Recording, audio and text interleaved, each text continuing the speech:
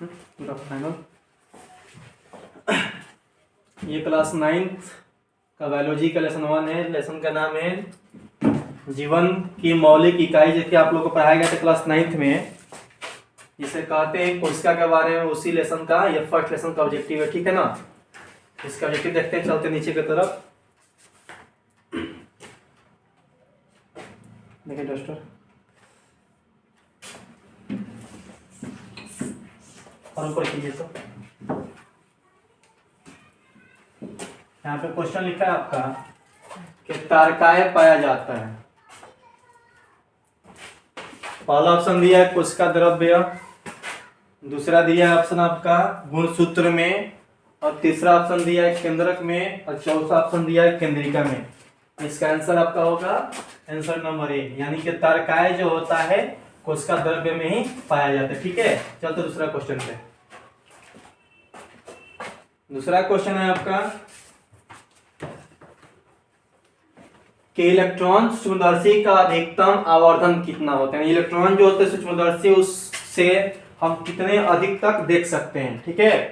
तो ऑप्शन दिया पहला 100x तक, 1000 तक, 2000 तक, या कई दहाई, सैकड़ा, हजार, 10,000, लाख, 2 लाख तक, ठीक है ना। इसका आंसर होगा आपका 2 का डी नंबर, ठीक है। आंसर डी, यानी कि 2 लाख तक हम इलेक्ट्रॉन सूक्ष्मदर्शी से अधिक तक देख सकते हैं, ठीक है ना। आंसर नंबर डी होगा, ठीक है। क्वेश्चन नंबर 3 पे चलते हैं। क्वेश्चन नंबर 3 है कि सरल कोशिका शब्द की उत्पत्ति से संबंधित वैज्ञानिक का नाम बताइए। जो कोशिका का जो शब्द, कोशिका शब्द किस वैज्ञानिक ने नाम दिया था, यानी कि कोशिका को जब देखा गया था तो सबसे पहले किस वैज्ञानिक ने उसका नाम दिया था। पहला ऑप्शन है सलेडन, दूसरा ऑप्शन दिया है यहाँ पे व्हाइट वर्स क्रिस, और तीसरा ऑप्शन है आपका क्या चीज, नॉल एवं रस्का, और चौथा ऑप्शन है रॉबर्ट हुक। ये चारों का आंसर में से आपका 4 का आंसर होगा डी। सबसे पहले कोशिका को देखा था आंसर रॉबर्ट हुक ने, ठीक है ना। सबसे पहले कोशिका को रॉबर्ट हुक ने बताया था, ठीक है। आगे चलते क्वेश्चन नंबर 4 पे। ACR जुटा रहता है।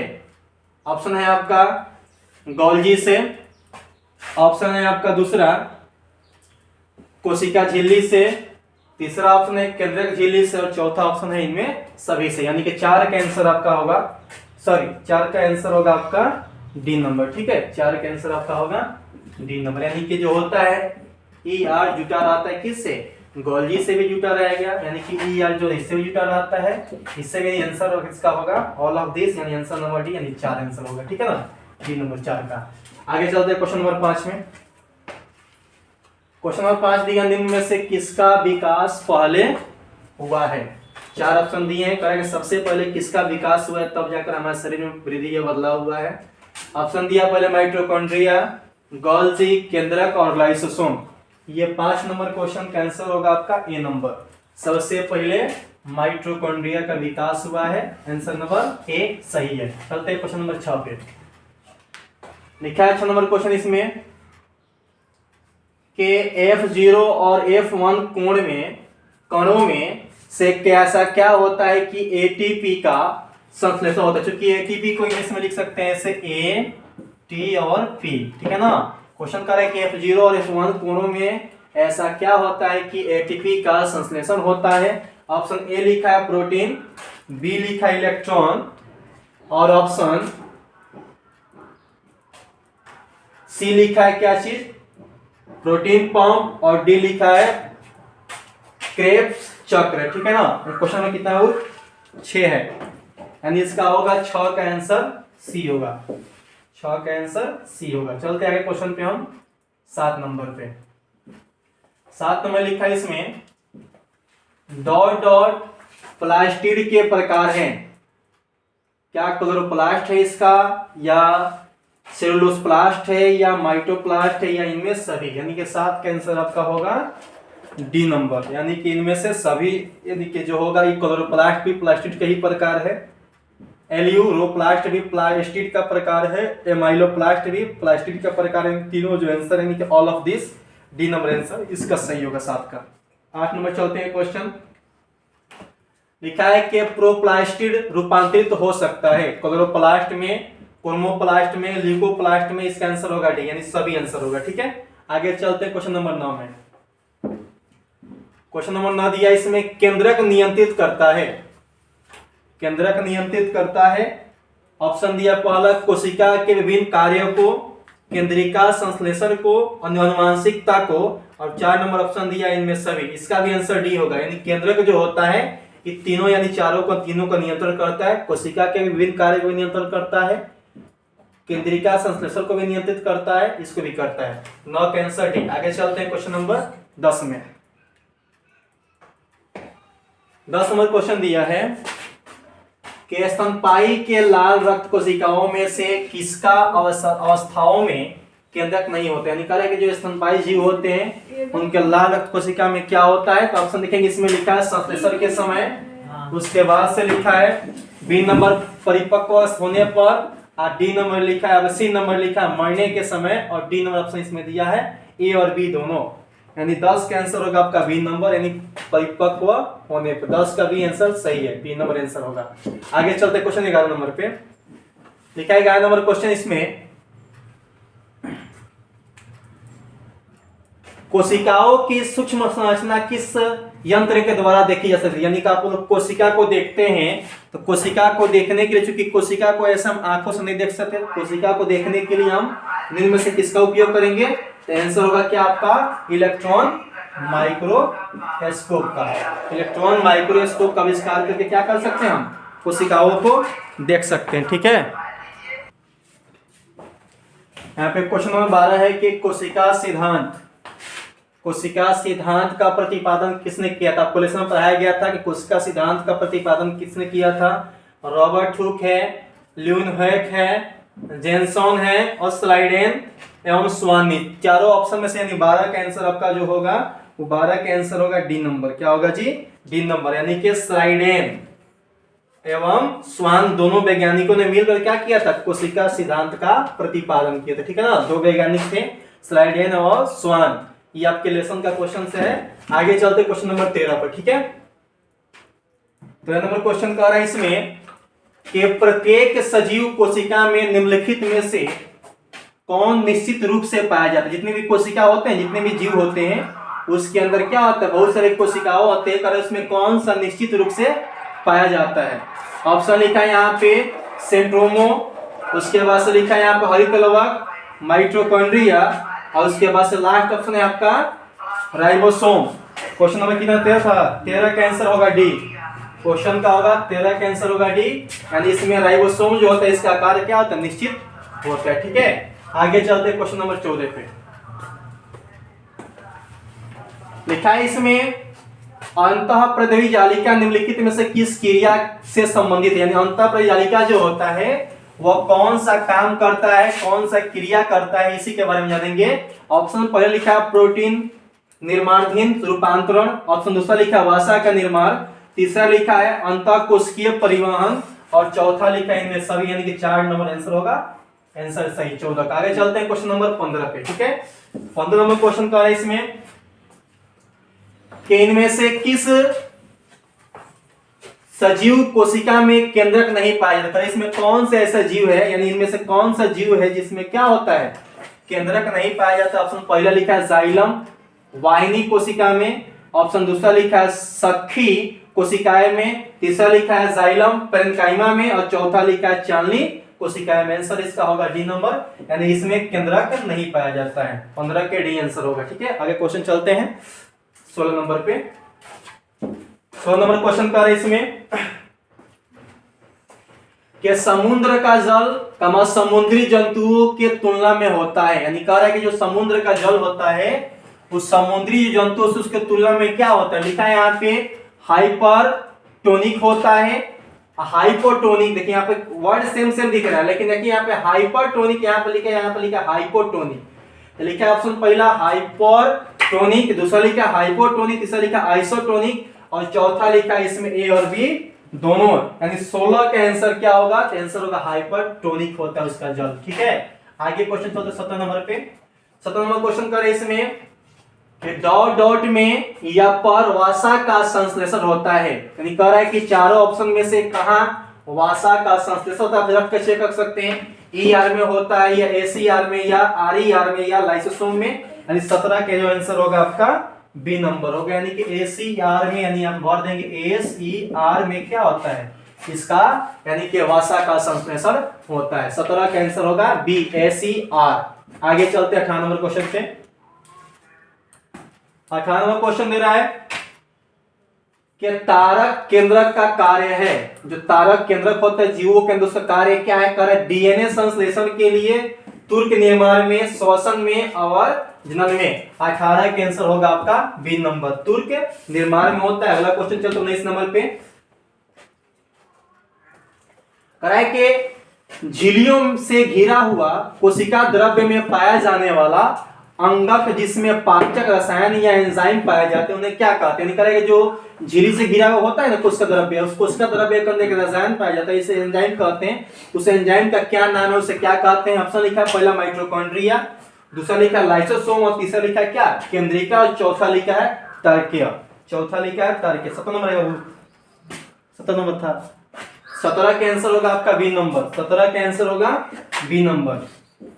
यानी कि जो होता है उसमें क्या होता है, जो तरल पदार्थ उसे हम कहते हैं लाइसोसोम। अब चलते हैं 18 नंबर क्वेश्चन। सॉरी कितना नंबर था जी, 19 था। 19 का आंसर होगा आपका बी नंबर, ठीक है। चलते हैं 20 का अगला क्वेश्चन।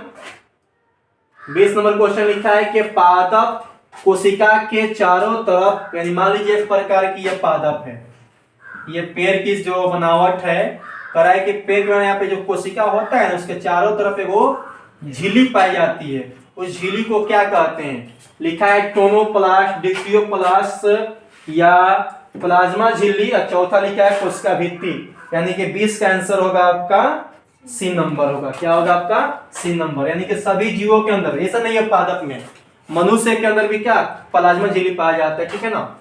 झिल्ली का काम होता है कोशिकाओं को कंट्रोल करना या उसका रक्षा करना या उसे सुटेबल बना कर रखना। आगे चलते हैं क्वेश्चन नंबर 21 पे। 21 नंबर क्वेश्चन का है इसमें कि पादप और जंतु कोशिका में प्रमुख अंतर है। लिखा है यहाँ पे पोषण संबंधी, गति संबंधी, वृद्धि संबंधी और यहाँ पे लिखा है श्वसन संबंधी। यानी 21 का आंसर आपका होगा ए नंबर। यानी कि देखिए पादप की बात करेंगे तो पादप जो हो जाते हैं उसे कहते हैं स्वपोषी, स्वपोषी कहते हैं। और वही कहेंगे जंतु, यहाँ पे लिखा है पादप और जंतु होते हैं हमेशा परपोषी। तो दोनों जीवों में क्या होता है, दोनों देखिए दोनों जीव होते हैं पादप या जंतु गति भी करते हैं, यानी कि उनका जो शरीर के अंदर क्या होता है बदलाव भी होता है। उसके बाद से लिखा है यहाँ पे वृद्धि भी करते हैं, श्वसन भी करते हैं, लेकिन पोषण उनका क्या होता है, पोषण की विधियां अलग अलग होती है। 21 का आंसर होगा आपका ए नंबर। 21 का आंसर होगा ए नंबर। यानी पोषण संबंधी दोनों में क्या अंतर पाया जाता है। आगे क्वेश्चन चलते हैं 22 नंबर पे। 22 नंबर क्वेश्चन का है इसमें इनमें से किस कोशिका में आकृति निश्चित नहीं होती है। कौन सा ऐसा कोशिका है जिसकी आकृति निश्चित नहीं होती है, यानी आकृति बदलते रहता है। सबसे सिंपल क्वेश्चन ऑप्शन है अमीबा, तंत्रिका कोशिका, श्वेत रक्त कोशिका और चौथा इनमें सभी। तो जानते हैं कि अमीबा का कोई आकार निश्चित नहीं होता है। आंसर होगा आपका इसका 22 का आंसर होगा आपका ए नंबर, ठीक है। आगे क्वेश्चन चलते हैं 23 नंबर पे। 23 नंबर क्वेश्चन कर रहे इसमें कि सबसे लंबी कोशिका कौन सा है। ऑप्शन दिए यहाँ पे लाल रक्त को सॉरी तंत्रिका कोशिका, लाल रक्त कोशिका, श्वेत रक्त कोशिका या सभी। आपने ऐसे 9th क्लास में क्वेश्चन को देखा होगा, इस तरह मिलने होगा। इसी को कहते हैं हम तंत्रिका कोशिका। यानी आंसर हमारा 23 का आंसर क्या होगा, 23 का आंसर होगा ए नंबर। अगला क्वेश्चन चलते हैं 24 नंबर पे। 24 नंबर जो क्वेश्चन कर रहे हैं इसमें के निम्नलिखित में से कौन शेष 3 में से मेल नहीं खाता है। कराए के बताओ इसमें कौन सा, देखो 3 को मेल नहीं है। कराए के देखिए इसमें 3 को जो ऑप्शन होगा ना, जैसे कि ए हो गया, बी हो गया, सी हो गया, डी हो गया। तो क्या बताओ 3 से कौन मेल नहीं खाता। देखो हाई दोनों जो है सेम के सेम ही मेल खाते हैं, ये भी मेल खाते हैं। बस इसमें मेल जो नहीं खाना है, जो नहीं मैच करना है उससे क्या कहते हैं, पलास्टिड कहते हैं। ये मेल नहीं खाते, ठीक है ना। 24 का आंसर होगा सी नंबर। आगे चलते हैं क्वेश्चन नंबर 25 पे।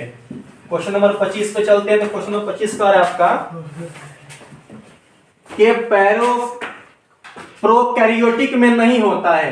प्रोकैरियोटिक पढ़ाया गया था आपको, प्रोकैरियोटिक जो होते हैं उसमें क्या नहीं होता है, लिखा 80S राइबोसोम, केंद्रिका, केंद्रक, यानी आपका आंसर इसका होगा सभी। यानी कि आपका प्रोकैरियोटिक जो कोशिका होते हैं इनमें 80S राइबोसोम भी नहीं होता है, केंद्रिका भी नहीं होता और केंद्रक भी नहीं होता है। 25 का आंसर होगा डी, इनमें सभी। आगे क्वेश्चन चलते हैं 26 नंबर पे। 26 नंबर क्वेश्चन कर रहे हैं इसमें, कोशिका झिल्ली में नहीं पाए जाते हैं। कराए कि आंतरिक प्रोटीन ये पाया जाता है, वसा का स्तर भी कोशिका झिल्ली में पाया जाता है, सिलिया भी, और कराए कि ये जो होते हैं क्रिस्टी जो होते हैं, यानी कि 26 का आंसर होगा आपका डी नंबर, यानी कि ये जो होते हैं क्रिस्टी उसमें नहीं पाए जाते, कोशिका झिल्ली के अंदर क्रिस्टी नहीं। अब चलते हैं क्वेश्चन नंबर 27 पे। 27 नंबर क्वेश्चन कर रहे हैं यहाँ पे कि कोशिका झिल्ली में पाए जाते हैं, लिखा है फ्लैगेला, लिखा है डेस्मोसोम, लिखा है प्रोजी जीवन, लिखा है इनमें सभी। यानी कि ये जितने भी पदार्थ है ना, ये सब करेक्ट कोशिका झिल्ली में कौन कौन पाए जाते हैं, तो कोशिका झिल्ली में ये सब पाए जाते हैं, ये चारों पदार्थ पाए जाते हैं। आंसर होगा डी नंबर, इनमें सभी। आगे चलते हैं क्वेश्चन नंबर 27 में, सॉरी 28 में चलते हैं। 28 नंबर क्वेश्चन का है इसमें कि निम्नलिखित में से कौन सा गुण प्लाज्मा झिल्ली में पाया जाता है। 4 ऑप्शन दिया है, करें चारों ऑप्शन में से कौन सा गुण जो है प्लाज्मा झिल्ली में पाया जाता है। ऑप्शन पहला लिखा है अंति अपारगम्यता, फिर लिखा अपारगम्यता, सी नंबर लिखा है चयनित या अर्धपारगम्यता, चौथा ऑप्शन दिया आपका क्या चीज, कभी पूर्ण पारगम्यता तो कभी अर्ध, यानी आंसर इसका होगा सी नंबर, आंसर होगा सी नंबर। चलते हैं अगला क्वेश्चन 29 नंबर, 28 का सी था, 29 नंबर चलते हैं। लिखा है कि माइक्रोकॉन्ड्रिया की आंतरिक झिल्ली मूलकर कैसा रचना का निर्माण करती है।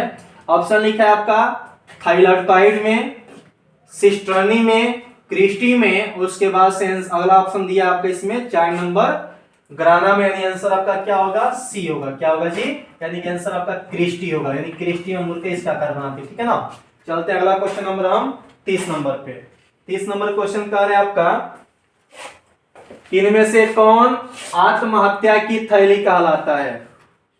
कौन सा है जो 30 का आत्महत्या की वह थैली कहलाता है। इसका आंसर सबसे सिंपल आप खुद देख सकते हैं कि ऑप्शन दिया लाइसोसोम, परऑक्सीसोम, राइबोसोम और एस्परोसोम, यानी कि इसमें आत्महत्या के थैली लाइसोसोम को ही कहा जाता है। आपको पढ़ाया गया ये क्वेश्चन को, लाइसोसोम जो होता है आत्महत्या के थैली कहलाता है, ठीक है। क्वेश्चन नंबर चलते हैं 31 नंबर पे। 31 नंबर क्वेश्चन का है इसमें, इनमें किसमें डीएनए पाया जाता है। 4 ऑप्शन दिया, करे होते हैं डीएनए, यानी डीएनए इसको इस तरह भी लिख सकते हैं, इसका नाम लिखा गया deoxy ribo nucleic acid, DNA का पूरा नाम होता है। करे किसमें डीएनए पाया जाता है, लिखा है केंद्रक या गुणसूत्र, माइटोकॉन्ड्रिया या क्लोरोप्लास्ट, इनमें सभी, यानी क्या था कि केंद्रक या गुणसूत्र में मनुष्य के अंदर बताया गया था संख्या में 46 गुणसूत्र होते हैं या क्रोमोसोम होते हैं, ऐसे जोड़े में 23 होते हैं, यानी आंसर आपका होगा क्या चीज, 31 के ए नंबर होगा, ठीक है। आगे चलते हैं क्वेश्चन नंबर 32 पे।